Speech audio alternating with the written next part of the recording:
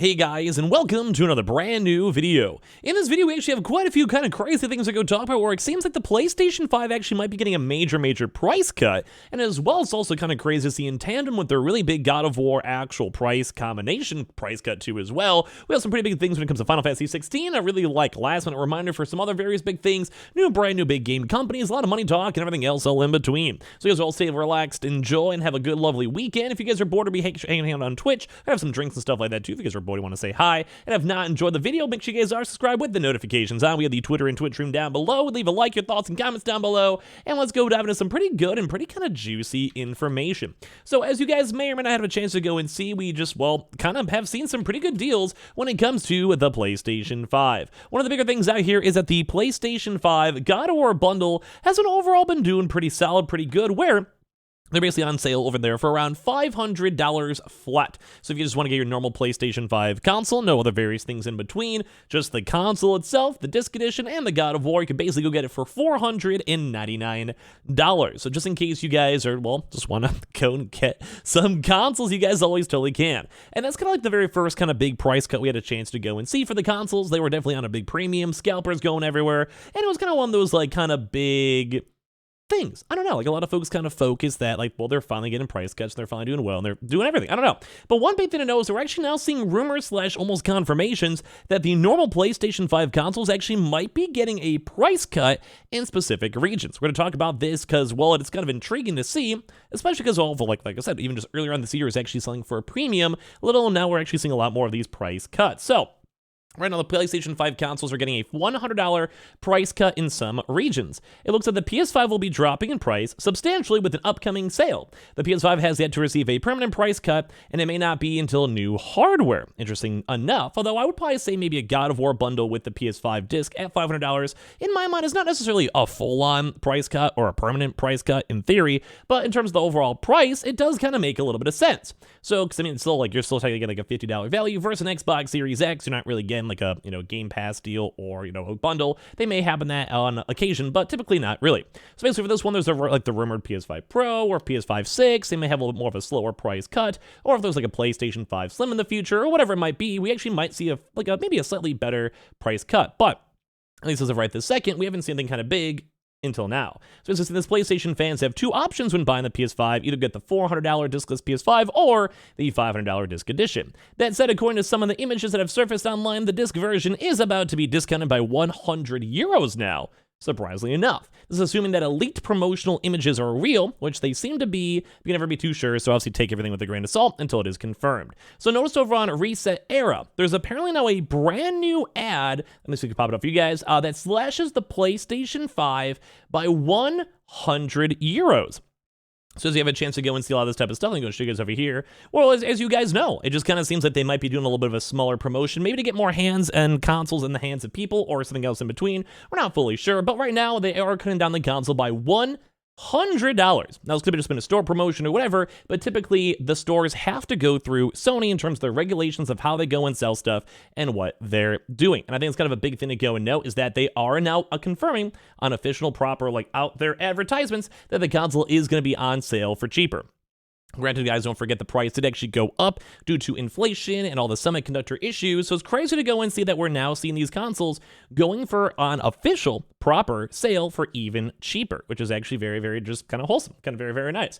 So in case you guys are curious on this one, it does seem like throughout the Europe, they may actually be trying to go lower down the prices just a little smidgen more. And at least in us in America, too, and a few other regions, we also still have the $500 bundle, which I still think is a very good deal for the God of War. I think it should maybe still be going on the Amazon link down below. You can double check on that one. But it's crazy to go and see. So right now this is up in Spain, which reveals the special promotional price will be available between July 1st and July 15th, and there's no mention of this being a store specific.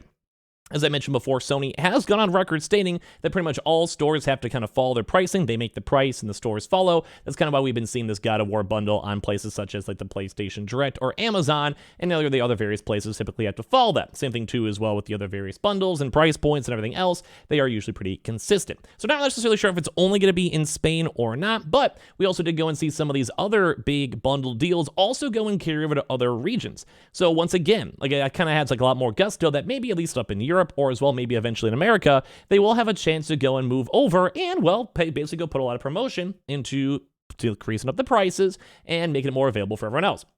We're not necessarily sure exactly why. A lot of the rumors might be they just overly produce consoles from like the prior like supply block, and obviously it takes time to make the consoles and ship the consoles, or they have to work in like a 1-year contract to go bump up extra production and pay extra money and premium or whatever it might be. And obviously if they can go and have an extra big surplus of consoles, you want to move them, get more people in the ecosystem, buying games, buying PlayStation Plus, or whatever it might go and be. So it's kind of crazy because we did see the God of War bundle decrease on the prices, technically, if you round up the overall total cost, and now it kind of seems like we're finally seeing the PlayStation 5 consoles price decrease happening overall. Once again, this is not confirmed in America or Canada, and also may not come over here, but it does seem like it is confirmed over here in these other regions, so we'll have to keep on watching Europe and see if anything that does go and segue on over to America. There has been some rumors too, if they go switch that pure PS5 discless edition, like the brand new PS5 Slim, or like just basically fully removing the disc edition, they actually might go and have a default price of maybe $450 or a cheaper price. That is also not confirmed, but that is the big rumors floating around.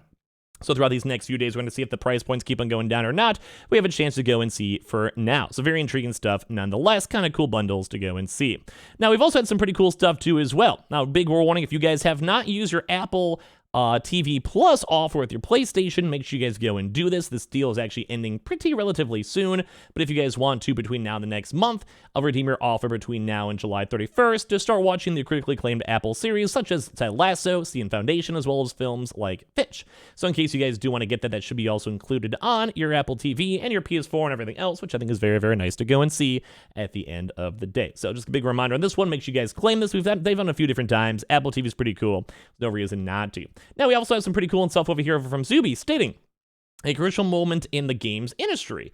Number one is that we've actually seen some really, really big businesses actually go and bump up even more. So if you guys want to look through some of the price points, EA is at $35 billion, in case you guys ever want to look at acquisition cost. Kind of seems like that's outside of the PlayStation budget, but also not completely out of the actual Microsoft budget. Take-Two Interactive as well, which I do believe is also more of like, say, like GTA is at $25 billion, once again outside of PlayStation's, but also in the Microsoft side. Nexon somehow at $16 billion, although they do have a lot of big IPs and usually focus more on the microtransactions in terms of profitability, etc. Bandai, insane at $15 billion. Capcom at $8 billion, which also seems like more of an acquisition target for something like PlayStation, fits a lot of those RPG type style games. Same thing with Microsoft as well. Konami around $7 billion, once again, kind of a nice valid target for both sides. Square Enix was attempted to be bought out by Xbox, if you guys have been following up that news as well. We're at the $5.5 billion. Also, it makes sense too for PlayStation. I believe both companies could technically afford Square Enix if they wanted to. Konami, not really sure exactly if they want to go push for $5 billion. Sega at the $4.68, which once again, that was a confirmed Microsoft target. CD Projekt Red, I believe, also was pushing to the number one big publisher in Europe, actually beating over Ubisoft, which is also very, very European based as well. So both CD Projekt Red with Mace of the Witcher, with the IP, the TV shows, Cyberpunk, etc., did have a lot of gusto in combination with PlayStation if they ever want to develop that stuff for Funimation or Crunchyroll. Ubisoft also be a good example too as well with some of their bigger IPs such as Assassin's Creed for exclusives, their Uplay Plus streaming, which would also help out for getting more games on the streaming platforms as well, and everything else in between. From Software at $3.3 billion, which if I had to go pick and choose, I'd probably want to have them. Their games are very, very niche, but as well, very, very expanding out of that niche and doing well. Embracer Group with the $3 billion and Netmarble at $3 billion, in case you guys are curious in the overall market shares and prices for all the bigger game companies. We have two as well, because we did also see the Sega stuff. We did hear Sega did say they had a potential to be sold to Microsoft, although they weren't fully looking to it as of right this second if they want to go and do it. But there was an actual proper offer, all fit on in when it comes to their actual proper deals, and that's why we're kind of still watching the market to see if anything pops off with that. But that is kind of crazy to see that we had such a big list of Microsoft potential acquisitions going on when it comes to games and consoles and everything else in between. Last but not least, also do have the Final Fantasy XVI is the now Japan's fastest selling PS5 game, overtaking even Gran Turismo 7 and Hogwarts, although it does make a lot of sense too with Square Enix making sure, because, well, it's a Japanese-based type style game in Japan, where they usually like to be very homegrown and support out their local businesses. They have a lot of people who are kind of concerned on Final Fantasy not doing as so well when they first came out, but apparently it's been kind of popping off and doing very, very good. So right now it has become the fastest-selling PS5 game in Japan after it sold over 35,000 copies in the week alone. The Square Enix title had an overwhelmingly successful first week after it managed to sell 336,000 copies from June 22nd. Until the figures were taken by Famitsu on June 25th, 2023. Since that was a whole 5 days ago, we can only imagine how much more that figure's grown, and it does kind of seem like this game has been doing very well. Square Enix still has a very good gusto, although some of their other smaller games have not been as big, but Square Enix and Final Fantasy always go hand in hand. So kind of give me your thoughts and comments on the deals, the price points. If you guys are bored, swing by the Twitch stream. We'll be live right now. And of course, I appreciate you guys all so much for watching. Leave a like, check out the links down below, and I hope you guys have a good day, and subscribe if you guys are new.